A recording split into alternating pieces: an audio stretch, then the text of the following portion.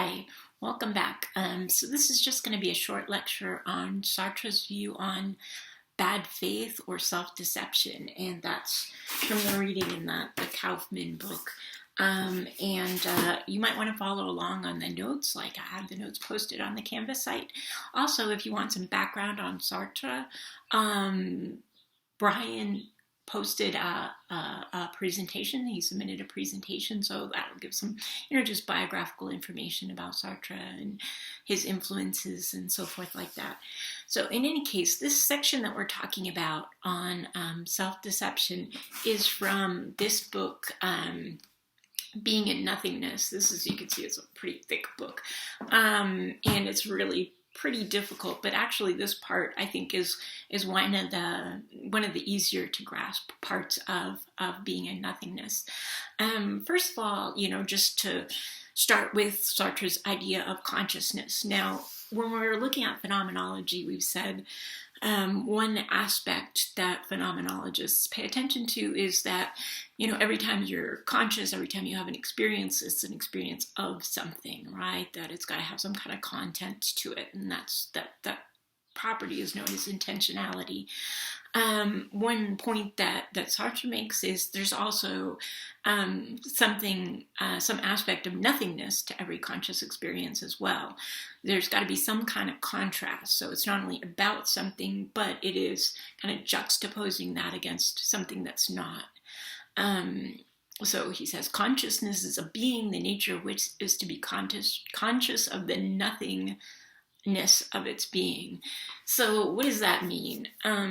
Again, Sartre focuses on these various kind of states that combine both the positive and negative, which are sometimes referred to as negations or negatites, according to Sartre. And, like when you're thinking about the absence of something, for example, or a change from one thing into another, there's a combination of both positive and negative in those. Now, when you think about the self, the only way to really understand the self is by kind of making a partition or boundary between what is me and what is not me, right?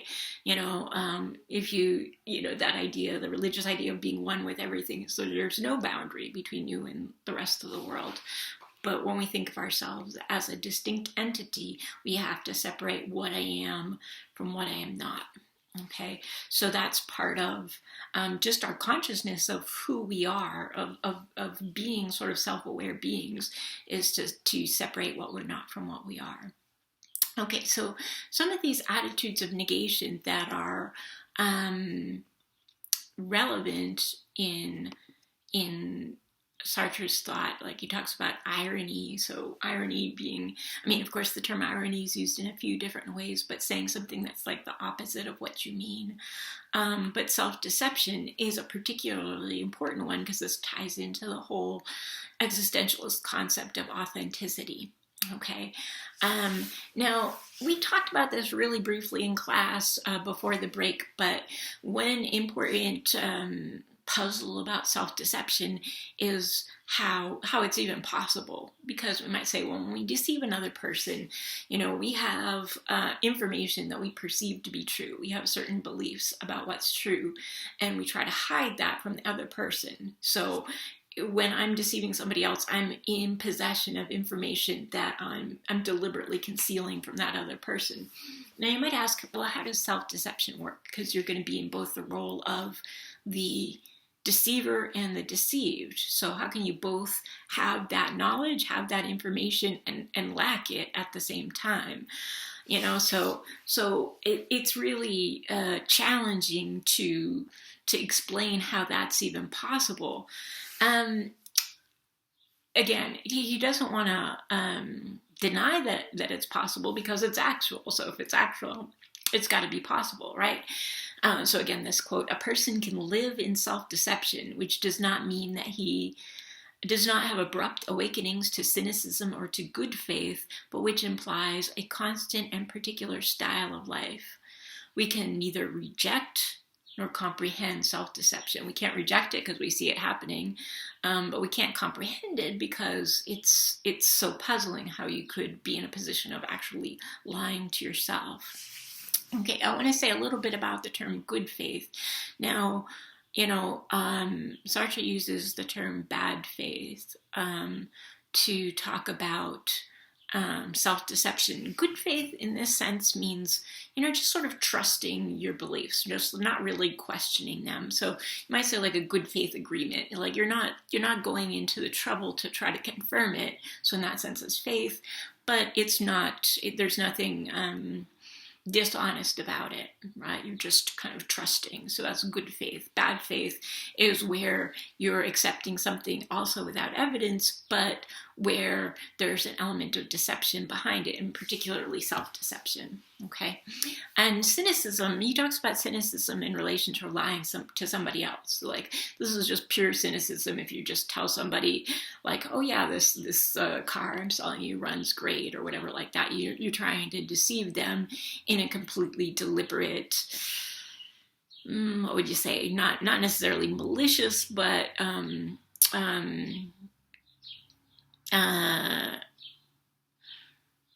a knowing way. You know that you're giving them false information. Okay. Now, when we talk about self-deception, there's various ways that people have tried to understand it. One is like temporal partitioning, where you say like, well, at time t1, for example, I make the intent to deceive myself at time t2, and just I set something in motion that's going to make that happen at some later point in time, which may be possible.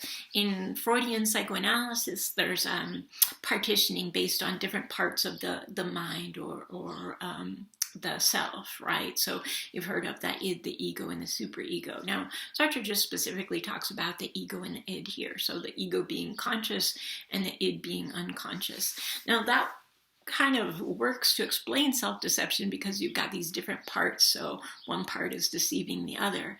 But it doesn't seem like a very satisfactory explanation for a few reasons. For one thing, in psychoanalysis, a lot of times when you get closer and closer to the, the thing that's supposed to be uncovered, it might be a traumatic event or something like that, the patient actively resists it. So that suggests that the patient is aware of what is the traumatic memory, and they know when you're getting close to it. Okay, so the point that Sartre makes is, if you're going to actively censor something, there's some part of your mind that's actively censoring what we're taking to be true. So to do that, you have to know what it is you're censoring. So that doesn't really make sense to say that there's this completely unconscious part of your mind that's actively doing this thing, that's actively deceiving the conscious part of your mind. Okay. And then another analyst, Steckel, has said that every time he's tried to analyze somebody thoroughly, it turns out that whatever was behind it was actually conscious. So, there's some empirical evidence and some sort of conceptual difficulty with trying to say you've got these distinct parts of the mind and one's kind of deceiving the other part. So what that seems to lead to is the conclusion that when we deceive ourselves, in the ordinary case, we have to deceive ourselves even about the fact that we're doing this, that we're engaged in self-deception. Okay. Now, one of the most celebrated things about this particular section is some of the examples that Sartre uses, and I really love this about Sartre. His writings are very difficult, much like Heidegger, but he uses these great, vivid, detailed, true-to-life examples that make it much more understandable what he's talking about. So I'll talk about two. The first one is the woman on a date. So she's on a date with this guy, and he's kind of, making romantic overtures toward her, and she's in a position where, she wants that, but she doesn't want to acknowledge what's actually going on. So maybe, she wants this guy to tell her how awesome she is, but she doesn't really want to have sex with him or anything like that. So she wants to encourage him enough to get the praise, but not enough to sort of seem like she's consenting to some kind of sexual encounter, or maybe she is sexually attracted to him, but she doesn't want to admit it because maybe she has like societal expectations about what she's supposed to want or what she's supposed to do. So she gets these compliments from him, and she sort of ignores the implication of that, just like he's just loves her as a pure soul, or is attracted to her as just a purely spiritual being, that it's not physical attraction.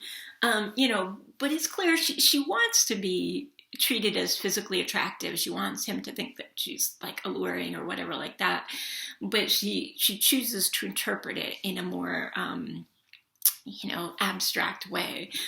This reminds me of I was watching this show called Everything's Gonna Be Okay, and there's this guy in it who's like a entomologist, like an expert on insects, and he's showing his boyfriend this like blue tarantula, and the tarantula is crawling up the guy's arm, and the entomologist is like, compliment her, make her feel comfortable, and he's like, oh, you're a very pretty spider, and he's like, no, compliment her mind, which I thought was pretty funny in relation to talking about a spider. But again, this is how the woman on the date is interpreting it. It's like, oh, it's just about my soul, my mind, or whatever like that. And she kind of denies her facticity. Now, as I say, with Sartre, there's always this tension between facticity, which is kind of like the limitations or the facts of the case, and then there's the transcendent, which is your available choices, right? And so she's ignoring the facticity. She's ignoring, say, the fact that this guy's holding her hand. She's just passively letting her hand rest in his, and just kind of treating her body almost like she's completely detached from it. Right. So she wants to, like I said, enjoy his attention without letting herself know what's actually going on in the situation. She's like ignoring the reality of it because she doesn't feel comfortable with it. Okay. So I don't know. I don't know if you'll find that like a relatable example, but again, this is one case where she's in self-deception because she's paying attention to the transcendent only. Herself is like this sort of spiritual being, and kind of denying her bodily reality entirely. Okay, another example, and this is one that gets a lot of attention, is the cafe waiter. So, Sartre says, imagine this guy in a cafe, and you've probably seen people like this who, they're so practiced in their motions, they're almost like a machine, just very, like all of their the words that they say, just it sounds almost like a caricature of a waiter. All right. Now, in this case, what Sartre suggests is, he's not denying his facticity that he's a cafe waiter, but he's denying his transcendence. He's acting like almost like an automaton, like he doesn't have any choice in the matter, which of course he does, right? So he's just trying to say, like, this is all I am. I'm this perfect simulacrum of a waiter. And I think that one thing that's interesting about this case is I think there's a lot of jobs like this, especially service jobs, but also you might say military jobs. Like if you're standing at attention, if a soldier is standing at attention, that soldier has to act like completely oblivious to what's going on around him or her, just completely machine-like in that person's stance. And you've seen pictures of like the drill sergeant yelling in the cadet's face or whatever like that, and the cadet being completely impassive about it. Now, to me, like this relates to when Kant talks about treating somebody merely as a means versus treating them as an end in themselves.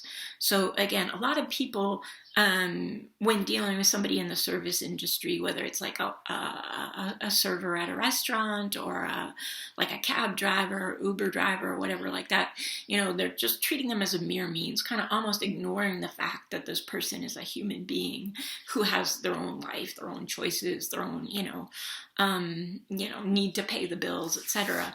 And it seems like that many jobs want you to make that possible, to present yourself as a means only, so you're not going to like trouble the customer with your humanity.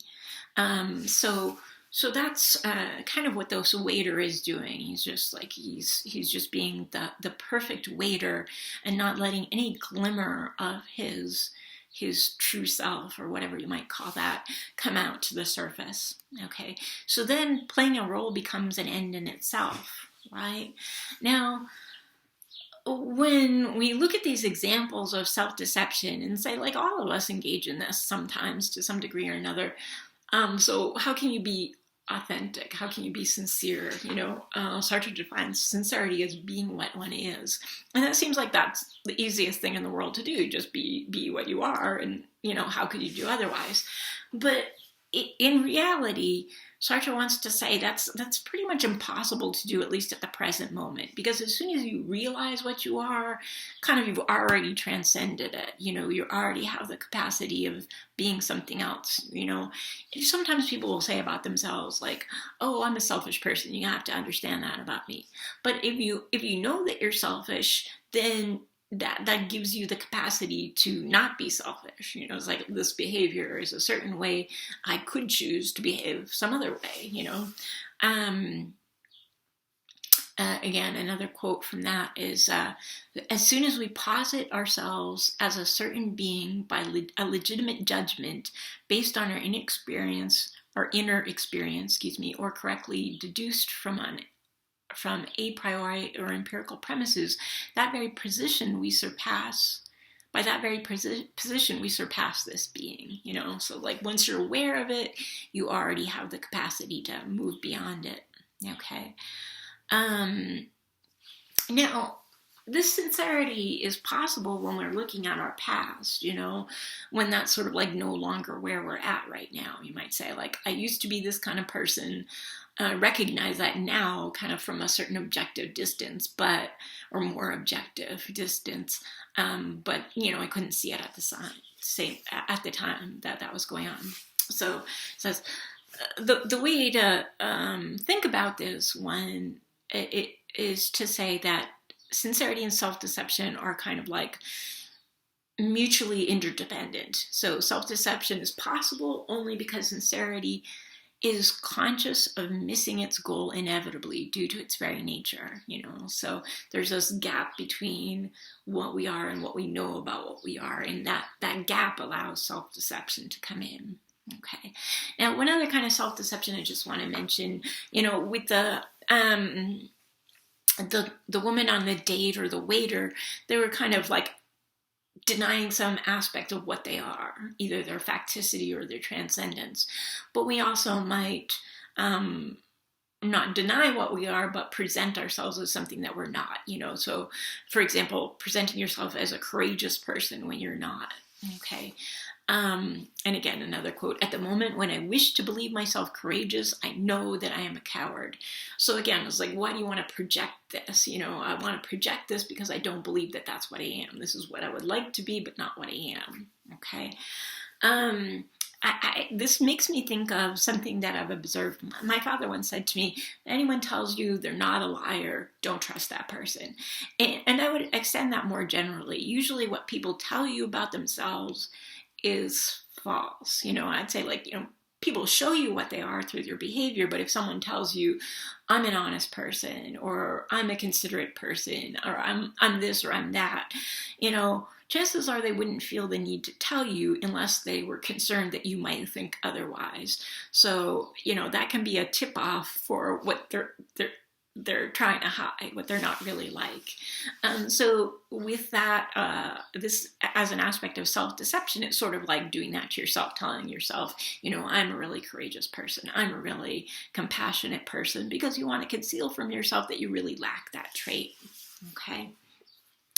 Now, in terms of this project of self-deception, like I said before, you have to conceal it from yourself all along the way, right?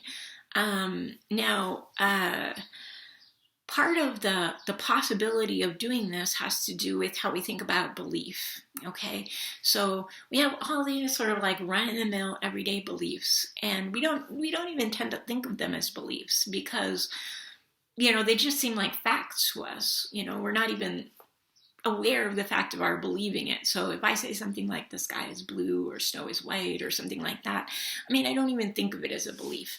We primarily use the term belief for something that we know is controversial, that other people might not agree with, right? That we might be challenged about. So something like our religious beliefs or our political beliefs, we say like, okay, I know those things are things that are matters, often matters of faith, that you can't prove to somebody else, and there's people who are going to think otherwise, and again, I've gotten so used to philosophers using the term belief just totally neutrally to refer to like totally mundane beliefs like 2 + 2 = 4, to beliefs like, belief in God, so they're all beliefs from the way that most philosophers talk about it. But when I talk about beliefs that way in like a philosophy 101, students are often like, well, 2 + 2 = 4. That's not really a belief, I'm like, well, do you believe it? And I'm like, yeah, I believe it, but it's not a belief, So when we recognize something as a belief, we're recognizing it not just as a fact about the world, but as a fact about me, the believer. Like, this is something I believe and I might possibly be wrong about. Okay. So that's, again, it opens this gap to the possibility of being mistaken in your beliefs. Okay.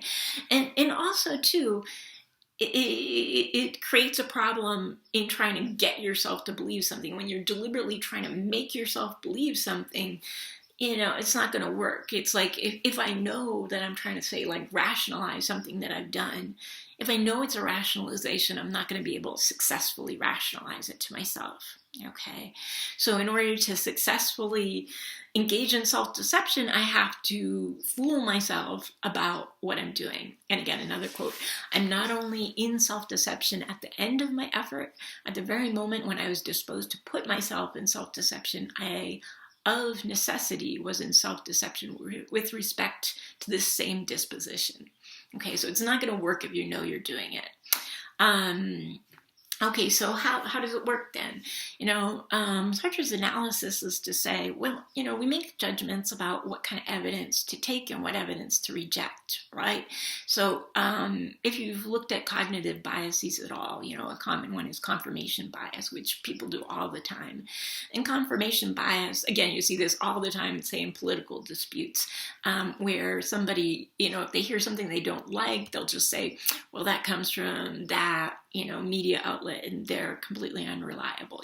Just reject anything that challenges your belief and accept anything that supports your belief, no matter how, strong the evidence against might be, or no matter how weak the evidence for it might be. They're just going to take things that are going to confirm their existing beliefs. Now, that's what we do with self-deception. We might say there might be clear evidence that what we're choosing to believe is false. Like, say I believe I'm courageous, but I'm like, well, I'm courageous, but, like I try to get other people to face danger, like hide behind my own child, when there's some threatening situation happening, I was like, that behavior would be pretty indicative of not being courageous, but I just reject it. I don't even take that evidence in, and whatever tiny bit of evidence I might have that I am courageous, I'll choose to accept that. So that's a sense in which bad faith, self-deception, is a kind of faith. We're choosing to believe something not based on the evidence, but we've just kind of set it in our minds. This is a belief I'm going to hold, right? Regardless of what the evidence says. Okay.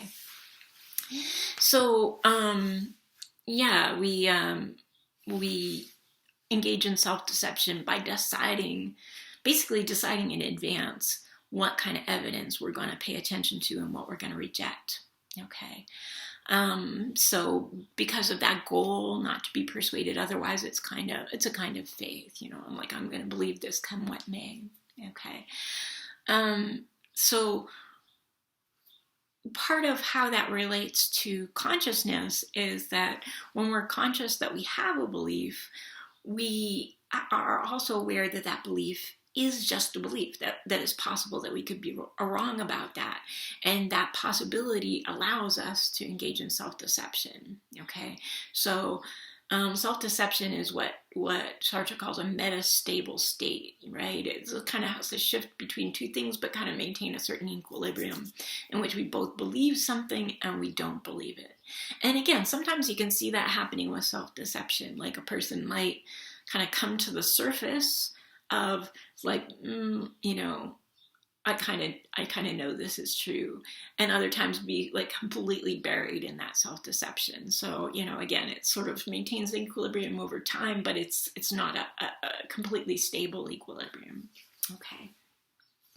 So he says, this is just a fundamental fact about what it is to be a human being, to have the kind of consciousness that we have, that we're in this kind of metastable state that allows us at any moment to be engaged in self-deception. Okay. Now this raises the question, I think the very important question is like, well, if we're so prone to this, if we're so inclined to self-deception, how do we achieve like lasting or permanent authenticity? And I think for Sartre, he's going to say, that's always a challenge. We always have to be, whenever we come to any awareness of what we are, we have to recognize the possibility of becoming more than that, or if it's something that we value, of persisting in that, so it's not that we can just become authentic and sort of coast on that and ride it on out, but we're in a constant state of change, for one thing, and kind of like our awareness of what we are always kind of like lagging behind what we are, because it is in that constant state of change.